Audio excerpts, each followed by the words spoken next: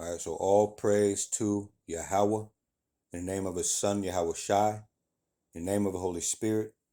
Double honors to my elders, apostles, and the bishops of Great Millstone, otherwise known as GMS for short, also known as the prophets of doom. These are where I have learned this truth and where I am still learning this truth. And also shalom to the remnant and the elect of Israel. Lord willing, I am of that number. All right, so what we're doing here is going right back into picking up at verse 26 of 2nd Esdras chapter 4 in the Good News Translation. All right. So again, verse 26 reads, Uriel answered, if you live long enough, you will be surprised at what you will see, because this age is rapidly passing away. This age is so full of misery and imperfection that it cannot hold all the blessings that Yahweh Bahashem Yahweh Shai has promised the righteous in the time to come. The evil about which you have asked me has already been planted, but the time for its harvesting has not yet arrived. This evil must be harvested, and this world where it was planted must be removed before the new age, where the good is to be planted, can appear.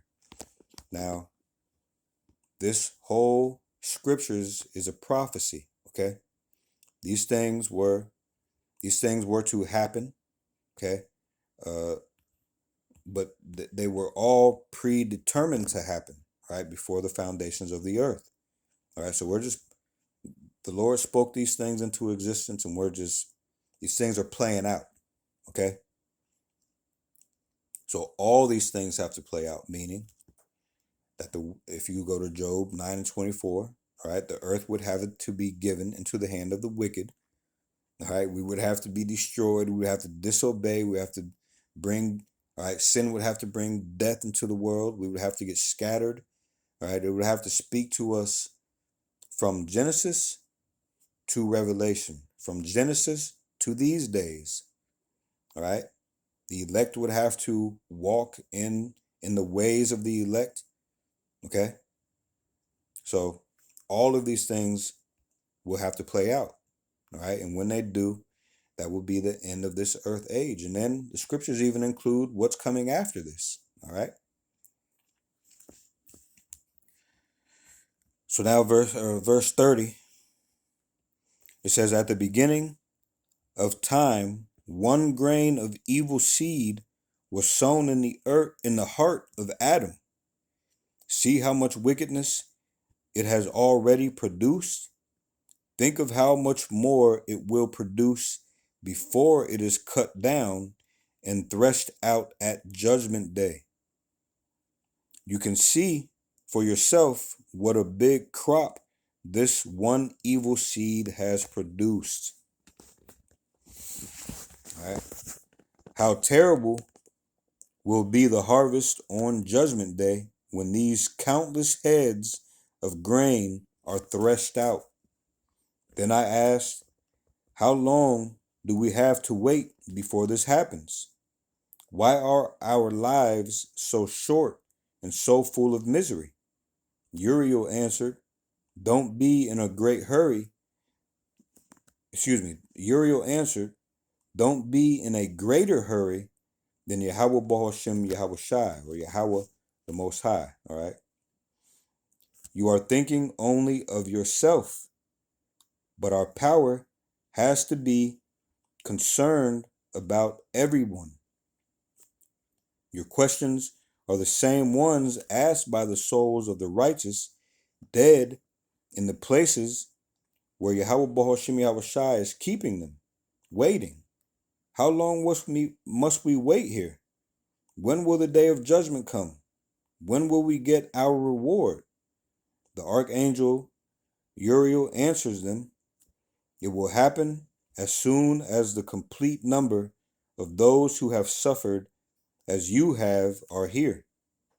For Yahweh Bahashem Yahweh Shai has weighed this age, measured the years, and numbered the days. Nothing will be changed until time has run its predetermined course. All right, no free will. It doesn't matter what you think. It doesn't matter what steps you take. Everything is predetermined. There is no free will. All right. Verse 38, it reads, "But sir," I replied, "all of us here on earth are such wicked sinners. Is it possible that because of our sin, the righteous dead are having to wait for their reward?"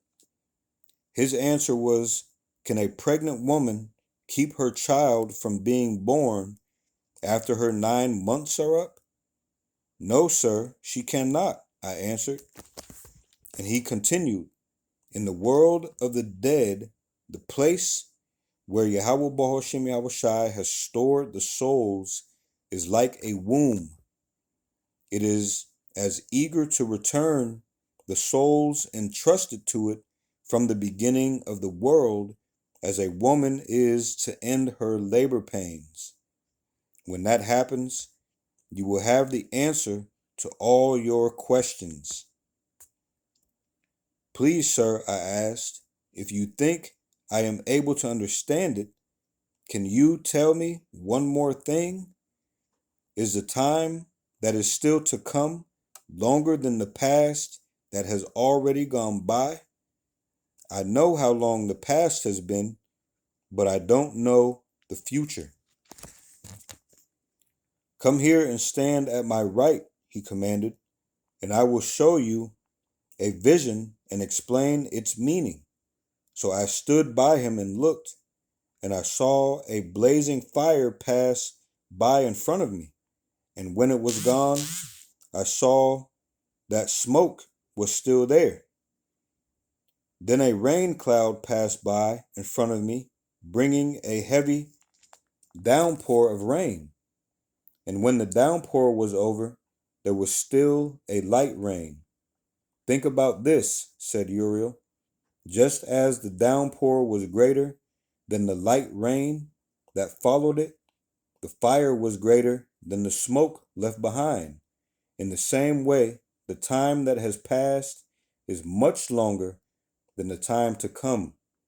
The time that is left is like the light rain and the smoke." All right, we are almost there, man. Okay.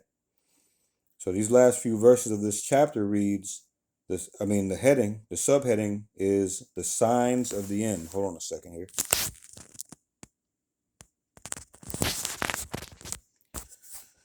All right.